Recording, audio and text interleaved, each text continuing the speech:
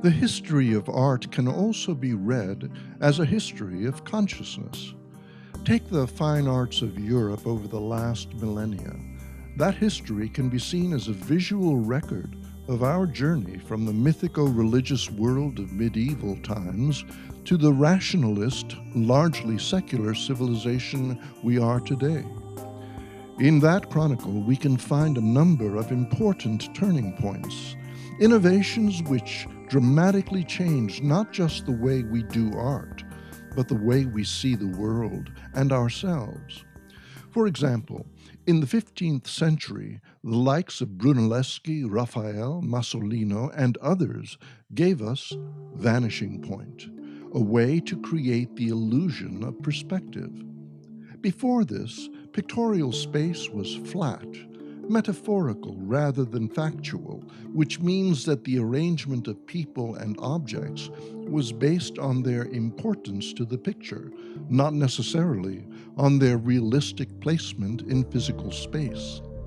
Vanishing Point enabled artists to more accurately render real space, imitating the way we actually see it. Perspective technique established the viewer as an integral part of the picture, because the lines of sight which converge at the vanishing point, creating the illusion of depth, originate at the viewer.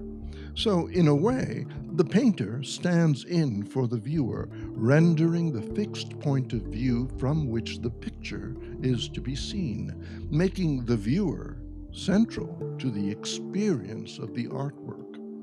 We could even say that symbolically, the viewer is the creator, and therefore, philosophically speaking, the reality I see can never be the exact same reality you see. And there is another surprising revelation.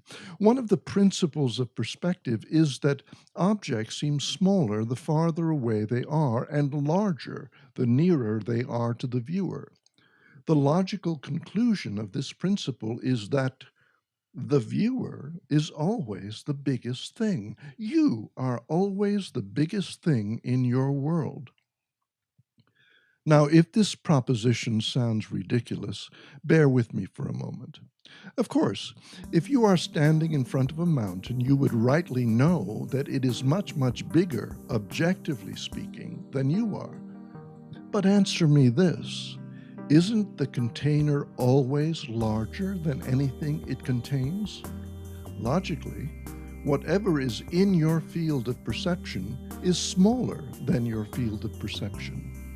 Even the vast starry sky on a summer night is smaller than the field of awareness in which it is perceived.